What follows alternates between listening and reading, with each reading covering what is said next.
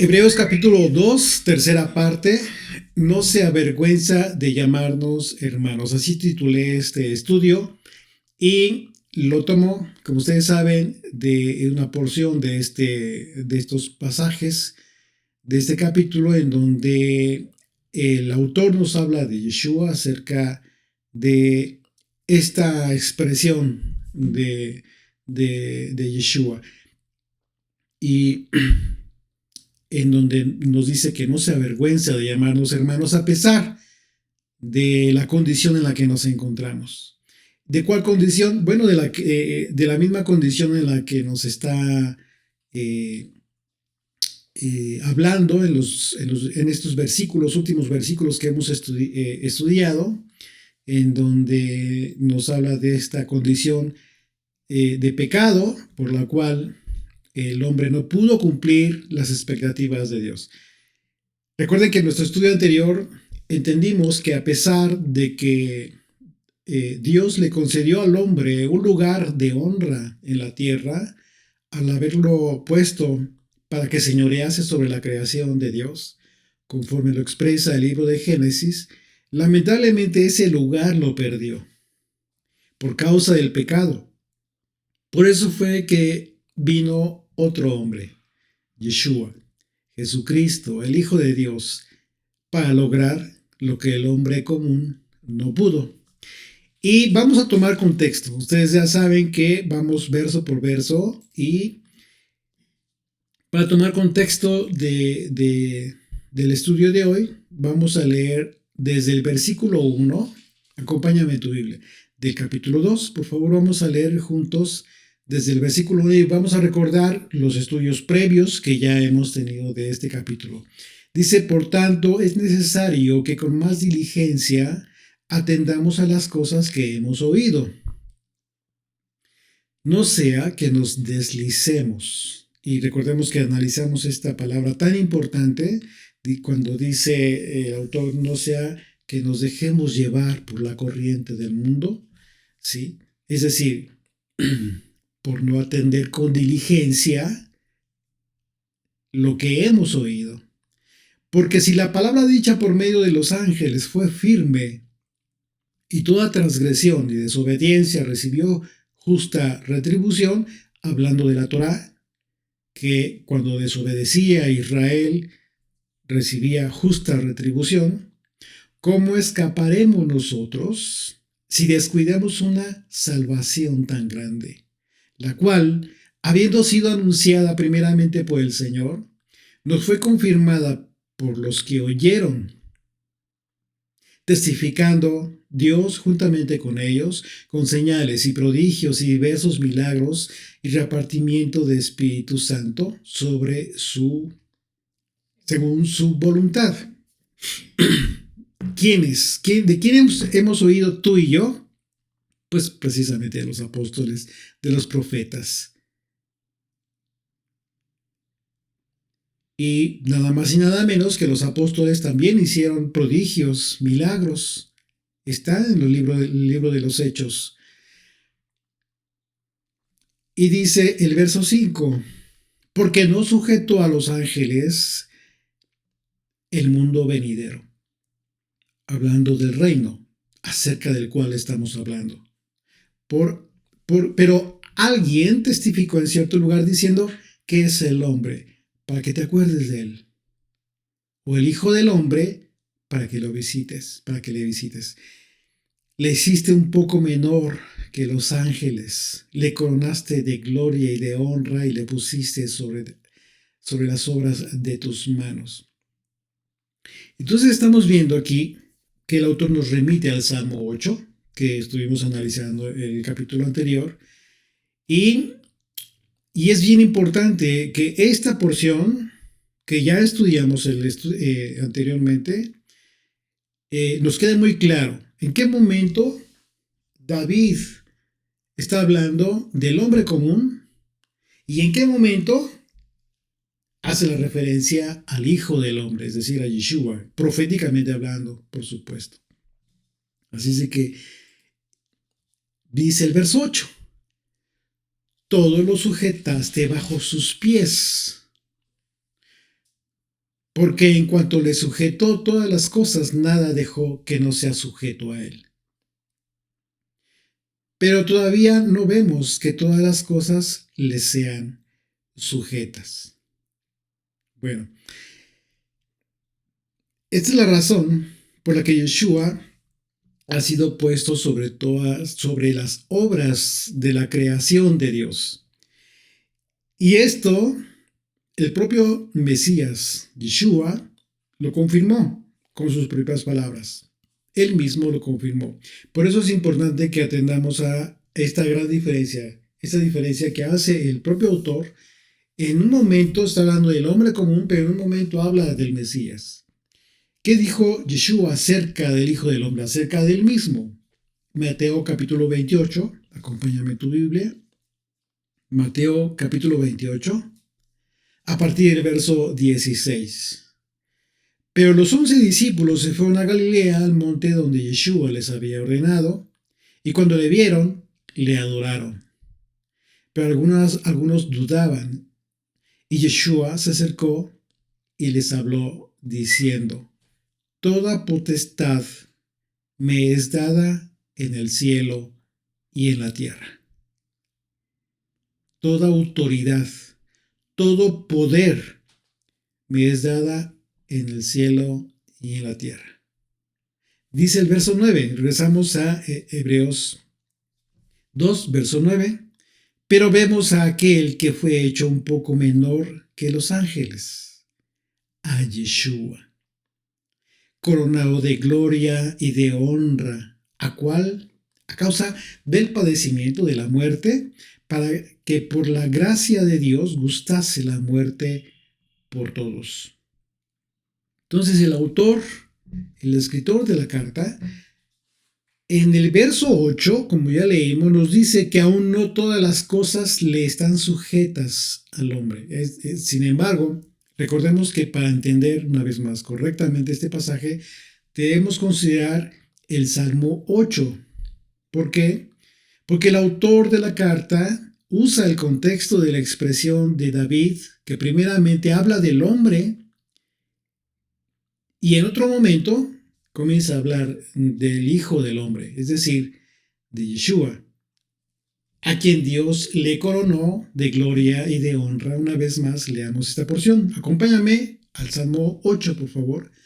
Vamos a estar usando mucho la Biblia. Yo te recomiendo que tengas ahí tu Biblia y tus notas para que, como referencia posterior, tengas la oportunidad de repasar el estudio y quizás te quede un poco más claro lo que estamos analizando. Acompáñame en tu Biblia, por favor. Salmo 8, a partir del verso 4. Está hablando David, dice: ¿qué es el hombre para que tengas de él memoria, y el Hijo del Hombre para que lo visites? Le has hecho poco menor que los ángeles, y le coronaste de gloria y de honra. Le hiciste señorear sobre las obras de tus manos. Todo lo pusiste bajo sus pies. ¿Okay?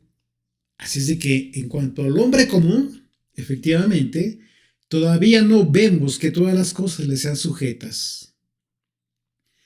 Pero, como lo afirma David en una expresión profética, el Hijo del Hombre fue coronado de gloria y honra, y de acuerdo a las propias palabras de Yeshua a sus apóstoles que leímos en el Evangelio de Mateo, toda potestad le fue dada en el cielo y en la tierra. Es decir, que toda autoridad y todo poder le fue dada al Hijo de Dios. Y a su tiempo, su reino será establecido en la tierra conforme a las profecías que han sido anunciadas. Un tiempo en el que el sometimiento de todas las cosas al Mesías sea precisamente la consecuencia del juicio final. Y eso ya lo hemos estudiado también. Así es que si la promesa se cumple en Yeshua, quien es Señor sobre todas las cosas, sobre todo lo que existe, entonces el hombre común a través de Yeshua, solo a través de Yeshua, podrá recuperar el dominio que originalmente le fue destinado. Esto es, en el primer Adán. Y esta promesa, la propia Escritura también nos la ha anunciado. Una vez más, acompáñame a Mateo y vamos a leer ahí en el capítulo 25, a partir del verso 20.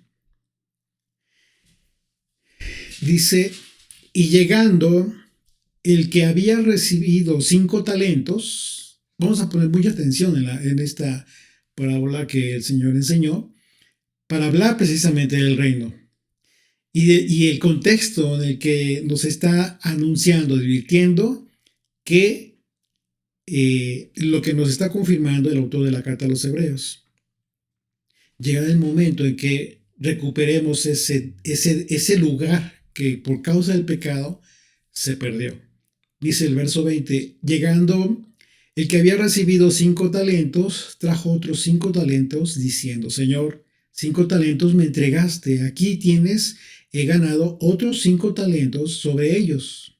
Y su señor le dijo, bien, buen siervo y fiel, sobre poco has sido fiel, sobre mucho te pondré. ¿Ok? Sobre poco has sido fiel, es decir, en el tiempo de la deshonra, en el tiempo del pecado, aún así, fuiste fiel. Entonces, ¿cuál es la recompensa? Sobre mucho te pondré, entra en el gozo de tu Señor. Está hablando del reino. Ahora acompáñame a Apocalipsis capítulo 5. Por favor. Esto tiene que ver precisamente con el tiempo de la alabanza al Señor. A partir del verso 9 vamos a leer, dice, y cantaban un nuevo cántico, diciendo, digno eres de tomar el libro y de abrir sus sellos, porque tú fuiste inmolado, y con tu sangre nos has redimido para Dios, de todo linaje y lengua y pueblo y nación. Aquí el punto central está en la expresión de haber sido redimidos para Dios, precisamente. ¿Por qué? Porque tiene que ver con este lugar que habremos recibido, pero por causa del Mesías. Y con tu sangre nos has redimido para Dios de todo linaje y lengua, pueblo y nación. Y nos has hecho para nuestro Dios, ¿qué? Reyes y sacerdotes y reinaremos sobre la tierra. Aquí está el punto del que nos está hablando el autor de la carta. Así es que, por la gracia, es que la oportunidad de esta gran salvación pues no es exclusiva para unos cuantos. Y eso es lo más maravilloso. Sino que ha sido proporcionada por el Mesías para todo aquel que decida seguirle, transformando su vida en la santificación que conlleva la fidelidad a Dios. Entonces, como vemos, aunque muchos creyentes en el cristianismo juzgan en ocasiones duramente a Israel por haber fallado en su propósito, al haber sido una nación primeramente pues escogida por Dios pues, para sus propósitos, en realidad hemos fallado absolutamente todos. ¿Por qué? Por causa del pecado. El hombre en general, sea hebreo, sea judío, sea gentil, fallamos todos. Así es de que Dios envió a su Hijo. Ese es el motivo. Ese es el motivo más importante. Que el propósito de haber sido, o la causa por la cual tuvo que haber venido el Hijo de Dios, fue porque fallamos todos. Y Él fue perfecto. Y lo mandó, Dios envió a su Hijo, y por esa causa, por causa de su victoria, en la cruz, fue que a partir de entonces, la transformación que tú y yo hemos tenido ha sido posible, solo ha sido posible por su gracia, a fin de ser transformados en un pueblo de reino, preparándonos precisamente para esta gran promesa. Y dice el verso 10, porque convenía a aquel por cuya causa son todas las cosas. Perdón, regresamos a Hebreos capítulo 2, ahí en el verso 10, dice, porque convenía a aquel por cuya causa son todas las cosas, y porque en todas las cosas subsisten, que habiendo de llevar muchos hijos a la gloria, perfeccionase por aflicciones al autor de la salvación de ellos. Entonces el autor de la carta nos está hablando de la característica de Yeshua como el Mesías sufriente. Si se dan cuenta que ya está abordando el tema de su aflicción, lo que se conoce como el Mesías sufriente. Recordemos que Yeshua es el heredero de todo. Todas las cosas le pertenecen. Así de que, por cuanto que todas las cosas le pertenecen, Él quiso redimir todas las cosas, y la única manera en que pudo hacer esto fue a través de la cruz, a través de su aflicción. Por eso, por este sacrificio de Yeshua, entonces fue posible llevar a muchos hijos. Entonces, hablando de hombres y de mujeres, por ejemplo, cuando dice hijos es obvio que es una referencia a hombres y mujeres, no solamente a los hombres. Entonces, es una referencia a hombres y mujeres que ha llevado y llevará a la gloria para hacernos personas que reflejen la gloria de Dios. Ese es el propósito de que tú y yo hayamos conocido la cruz, que hayamos entendido el motivo del sufrimiento del Mesías. Ser reflejos, ser testigos de la gloria de Dios. Y el contexto de esta expresión se enfoca en la palabra autor, cuando hablo del autor de la salvación, que en el griego es la palabra argegos. Y viene de una raíz que se traduce como jefe, se traduce como gobernante, se traduce como magistrado también. Entonces podemos leer el pasaje en el sentido de que Yeshua es el gobernante de la salvación de todos estos hijos. Esto significa que Yeshua es quien controla esta salvación. Es Yeshua quien está en control de la salvación. ¿Qué significa esto? Bueno, si ya sabemos que la voluntad del Señor es llevarnos a la gloria por medio del autor de nuestra salvación, entonces nosotros debemos aspirar a ser dignos de nuestro gobernante. Porque en ocasiones vivimos como si no tuviéramos un jefe. Vivimos como si no tuviéramos, como si no tuviéramos conciencia de con quién militamos. Y creemos que tenemos que luchar para llegar al cielo con nuestras fuerzas. Nos debe de costar mucho trabajo. Pero enfocando nuestro esfuerzo en nuestras propias fuerzas y no en nuestra obediencia, en nuestra fidelidad. Y entonces se comienza a generar una tergiversación de tu verdadera militancia y la forma en cómo debes ejercerla. No es por tus fuerzas. Eso sería imposible. Nunca vas a lograrlo. Porque entonces, de pensar de esa manera, estarías nulificando el propósito de la cruz en tu vida. Y eso sería el peor error. No es por nuestra propia habilidad, nuestra capacidad. Claro que no. El apóstol Pablo, hablando de nuestra militancia, tomó la analogía de la actitud que deben tener los soldados que se preparan para la batalla. Y es así como debemos considerar mantenernos al lado del gobernante, al lado de nuestro jefe, quien gobierna nuestra salvación. Segunda carta de Corintios, capítulo 10, en su verso 3 en adelante, escribió Pablo, dice, pues aunque andamos en la carne, no militamos según la carne. Es decir, andamos en este mundo por supuesto, con las consecuencias de las limitaciones de la carne, hablando del aspecto espiritual, muchas limitaciones.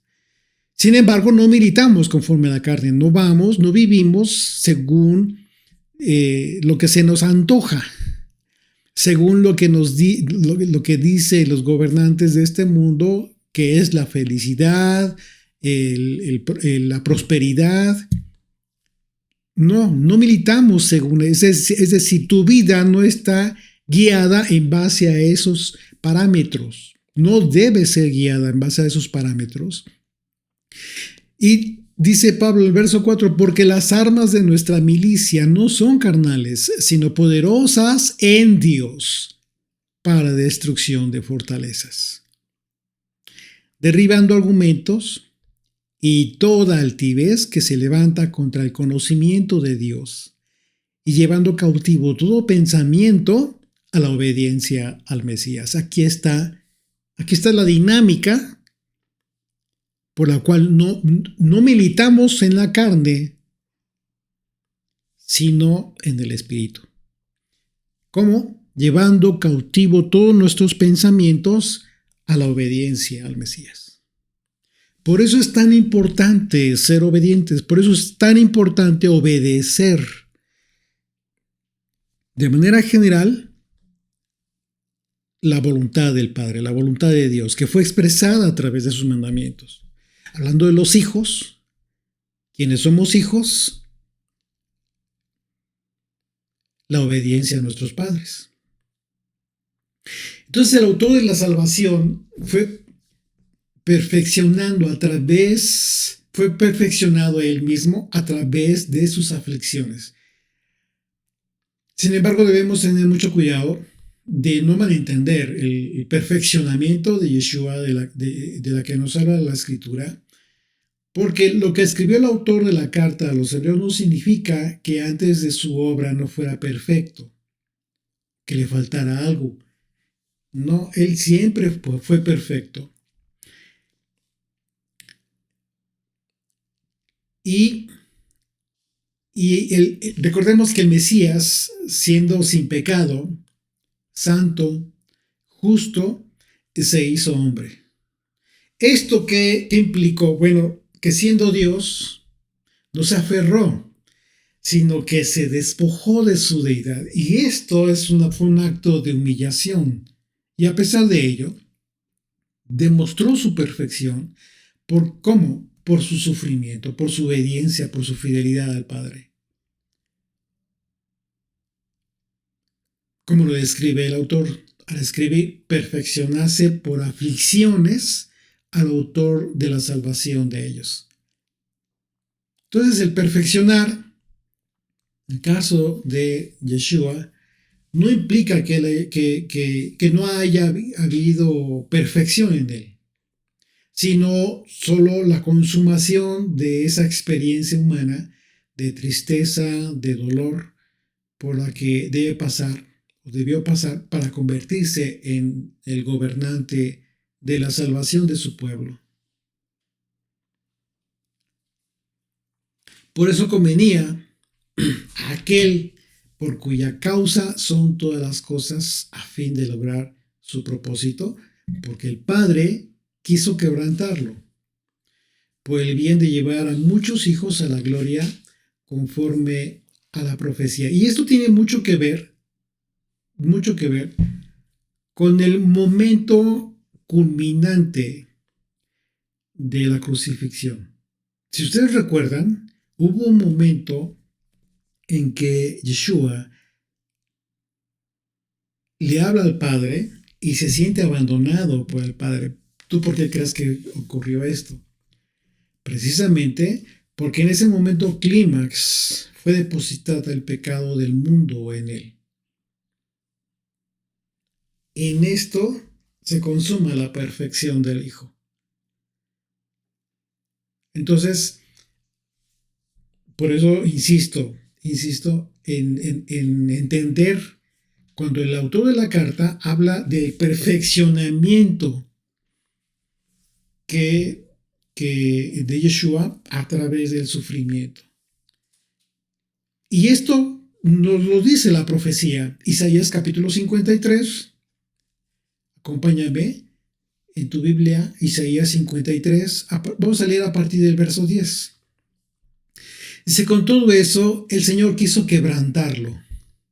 Estamos hablando, está Isaías hablando proféticamente del Mesías. Dice, con todo eso quiso quebrantarlo, sujetándole a padecimiento. Cuando haya puesto su vida en expiación por el pecado, verá linaje, vivirá por largos días y la voluntad del Señor será en su mano prosperada. Verá el fruto de la aflicción de su alma. Verso 11. Verá el fruto de la aflicción de su alma y quedará satisfecho. Por su conocimiento justificará mi siervo justo a muchos y llevará las iniquidades de ellos. Por tanto, yo le daré parte con los grandes y con los fuertes repartirá despojos, por cuanto derramó su vida hasta la muerte y fue contado con los pecadores, habiendo él llevado el pecado de muchos y orado por los transgresores. Justo lo que hizo nuestro Señor. Si Yeshua fue fiel en su aflicción para cumplir con los propósitos de Dios y agradar al Padre, esto significa que nosotros los creyentes y destinatarios de esta gran salvación también debemos proponernos lograr los objetivos de Dios. Por supuesto, tenemos que proponernos cumplir su voluntad en nuestras vidas. De manera que esto significa algo muy importante. Significa que también vamos a sufrir. Si alguien te ha dicho algo lo contrario, es una mentira. Significa que si tú ya entendiste cuál es tu propósito en tu vida, tienes que estar sabido, entendido que vas a sufrir. Y quienes ya tienen algún tiempo de haber hecho este pacto de fidelidad para seguir a Dios en su voluntad, bueno, sabrán que esta decisión ha significado una experiencia muchas veces dolorosa. Por ello, el apóstol Pablo nos confirma que ese sufrimiento debe ser para gloria. Debe ser para gloria, enfocarlo en la gloria del Señor. Según en su segunda carta a los Corintios, Pablo nos habla de este aspecto en su capítulo 12, a partir del verso 9. Dice, y me ha dicho, bástate mi gracia. Pablo, el contexto de este pasaje que leemos tiene que ver con algo que Pablo le había pedido a Dios que le quitara, como un aguijón. Muchas veces se ha entendido, se ha interpretado que Pablo estaba hablando de una aflicción física. Sin embargo, si lo consideras, en realidad Pablo está hablando de una aflicción en el espíritu, algo como un ataque, como una aflicción espiritual que él estaba teniendo. Y por esa razón le estaba pidiendo a Dios que se lo quitara. Sin embargo, le dice, bástate mi gracia. Porque mi poder se perfecciona en la debilidad. Nosotros mermamos, pero Él se engrandece en nuestra vida. Cuando nosotros lo consideramos de esa manera, una vez más, Verso 9. Y me ha dicho, bástate mi gracia, porque mi poder se perfecciona en la debilidad. Por tanto, de buena gana me gloriaré más bien en mis debilidades, para que repose sobre mí el poder del Mesías. Por lo cual, por amor al Mesías, me gozo en mis debilidades, en afrentas, en necesidades, en persecuciones, en angustias, porque cuando soy débil, entonces soy fuerte.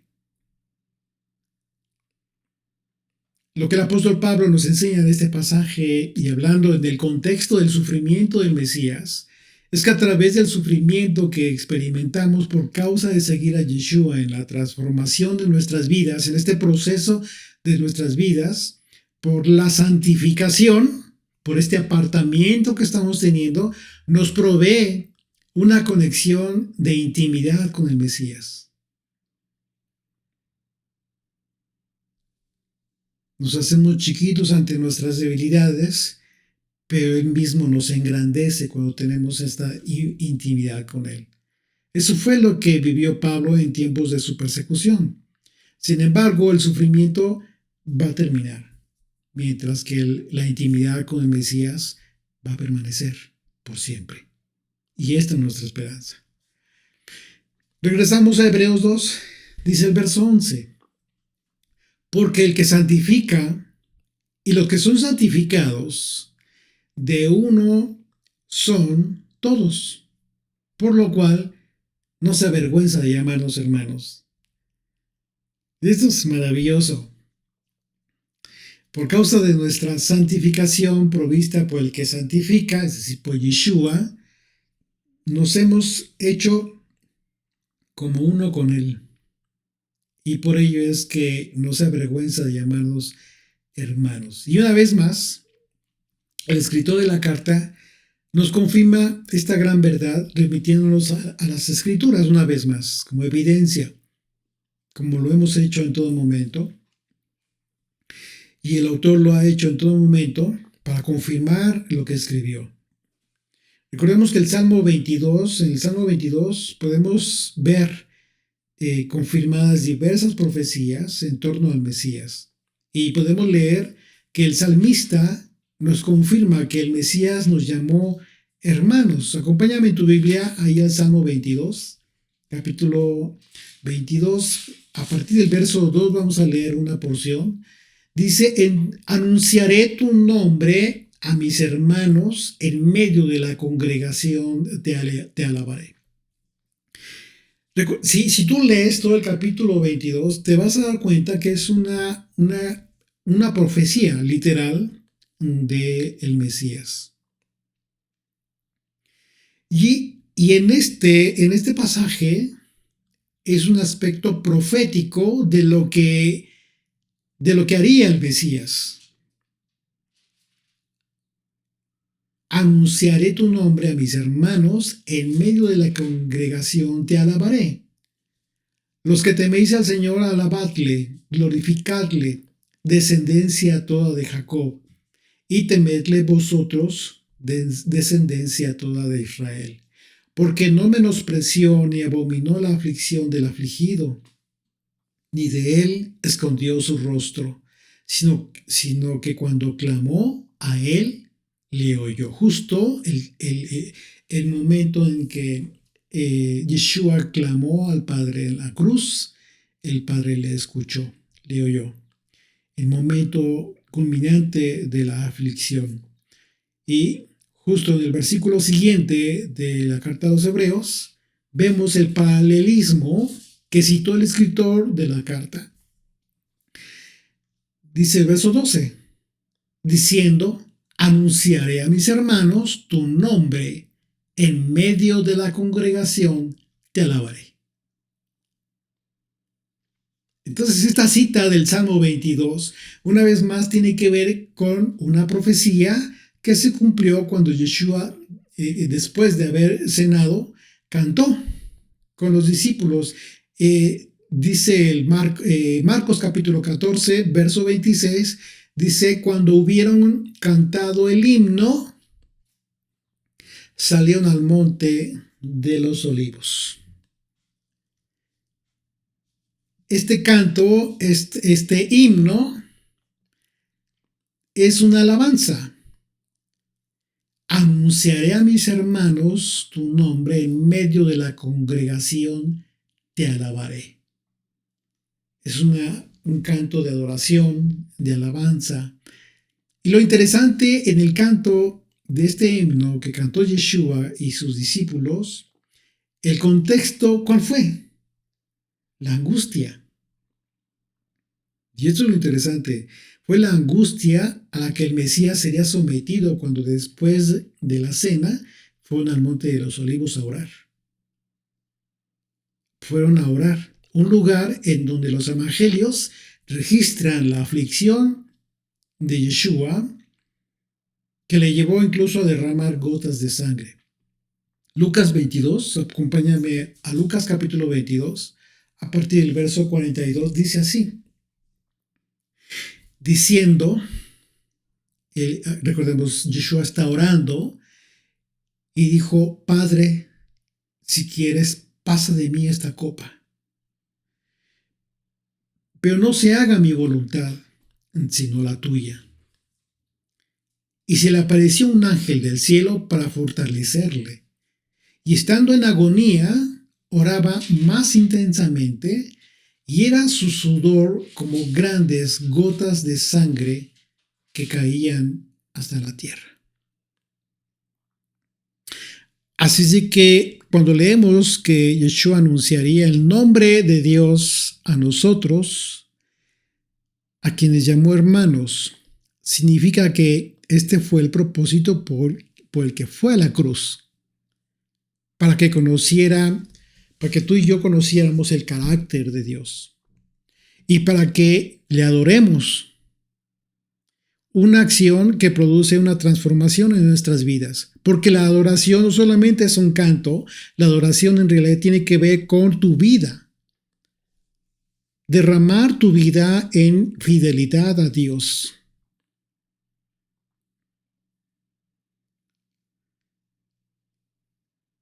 Esta transformación en nuestra vida debe ser precisamente una adoración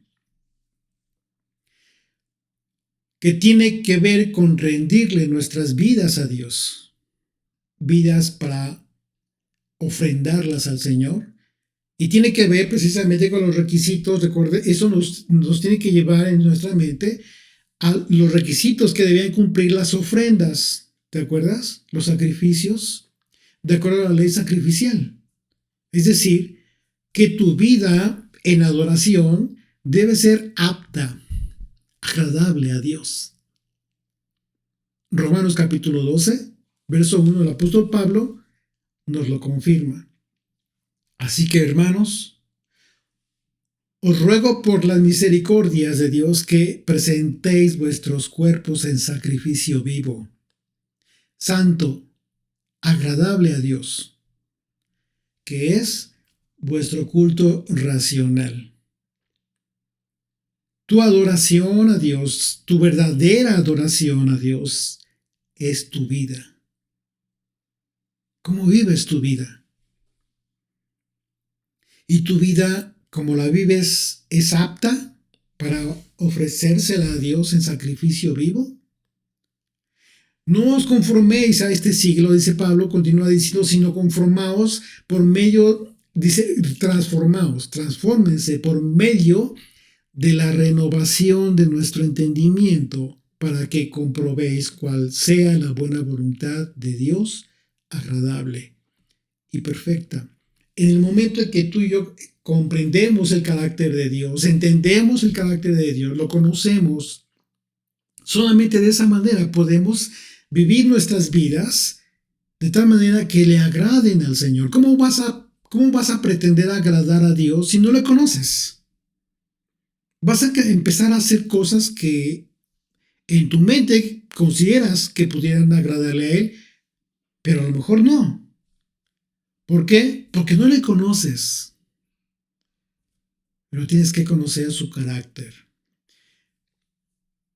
Y entonces, conociéndole, tu vida vas a comenzarla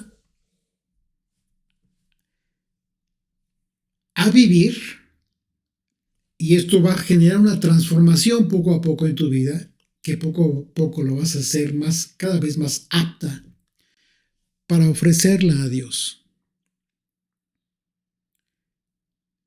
Como si tu vida la derramases en libación en el altar del Señor, para agradarle a Él. Este pasaje del apóstol Pablo de Romanos 12 en el contexto de nuestra adoración es bien importante, porque tiene que ver con la gran verdad, en el sentido de que solo podemos adorar lo que conocemos.